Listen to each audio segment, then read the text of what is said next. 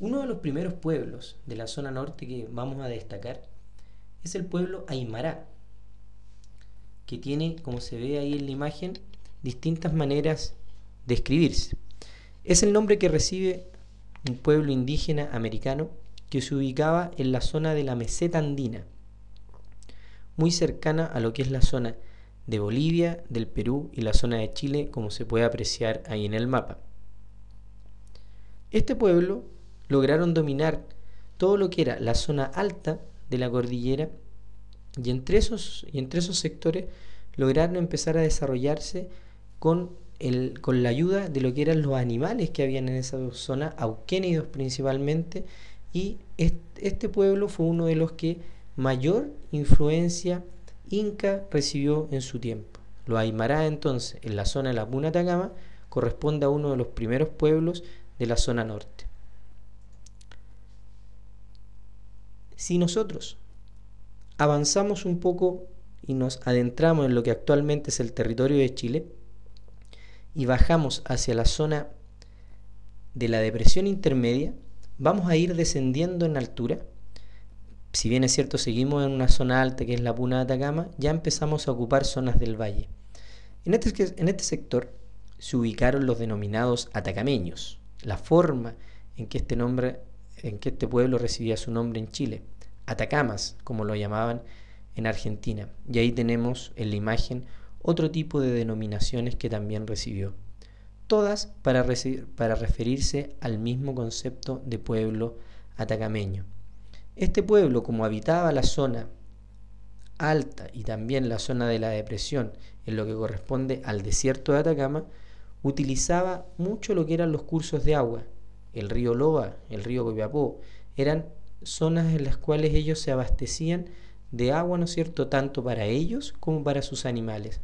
Por lo tanto, estamos ante un pueblo que fue capaz de adaptarse a una zona geográficamente muy compleja y que no entregaba muchas posibilidades de desarrollo para el hombre.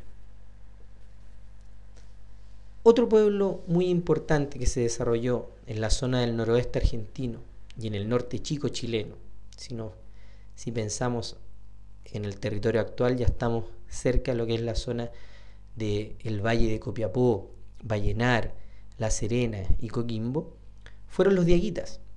Esta cultura fue una cultura muy desarrollada desde el punto de vista agrícola. Lograron realizar cultivos en terrazas y se desarrollaron a una cultura que se denomina como cultura Santa María. Ellos eran pueblos sedentarios que habitaron en zonas, ¿no es cierto?, agrícolas, organizados en grandes grupos, y también desarrollaron la alfarería, un trabajo, ¿no es cierto?, sobre vasijas que les permitía a ellos guardar en esos recipientes tanto alimentos como agua. Por lo tanto, cuando hablamos de los diaguitas, nosotros hablamos de uno de los grandes pueblos de nuestro país, porque fue uno de los que logran desarrollos culturales bastante avanzados. Es importante decir que los tres pueblos que hemos visto de la zona norte eran pueblos sedentarios, es decir, tenían un dominio de la agricultura y también tenían un dominio importante de lo que era la domesticación de animales. Otro pueblo importante en esta zona, que tiene una característica un tanto distinta a los anteriores, eran los changos, camanchacos o camanchangos, o simplemente como son conocidos changos, ocuparon la zona que actualmente corresponde a la primera región, ¿no es cierto?, desde la zona de Arica hasta aproximadamente se encuentran vestigios de ellos la zona de Valparaíso. En toda esta zona eran un pueblo que principalmente se dedicaba a la zona de la agricultura y a la pesca. Desarrollaron balsas con los lobos marinos, ¿no es cierto? Lo que hacían era utilizarlos como herramientas que les permitían flotar. Si nosotros hablamos de un pueblo que empezó a insinuar un proceso de sedentarismo, nosotros inmediatamente tenemos que saber que los changos, a diferencia de los dieguitas y los atacameños, son pueblos que tienen entre sus grupos menos personas, porque no tenían la capacidad de tener asegurado la alimentación.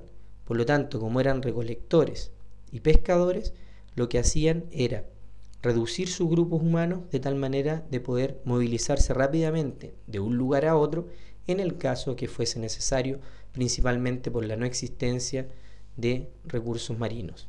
Entonces los changos, a diferencia de los pueblos anteriores, podríamos decir que es un pueblo un poco más retrasado desde el punto de vista de los medios tecnológicos, por decirlo de alguna manera, que utilizaban.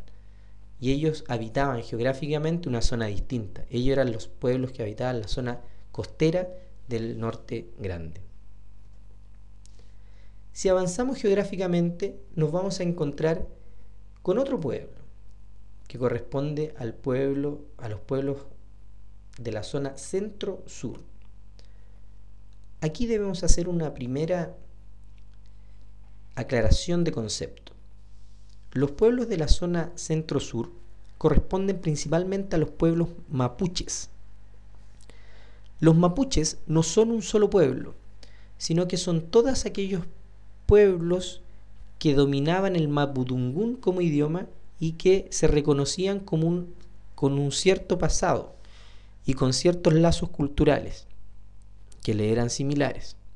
El mapudungún del mapuche corresponde a gente de la tierra, y vamos a ver que cada uno de los pueblos que están ubicados en esta zona centro-sur, e incluso los tehuelches que están ubicados en la zona ya prácticamente austral, cada uno de estos pueblos va a recibir el nombre de gente de la tierra, en el caso del mapuche, gente del sur, gente del norte, pero todos tienen más o menos la misma denominación.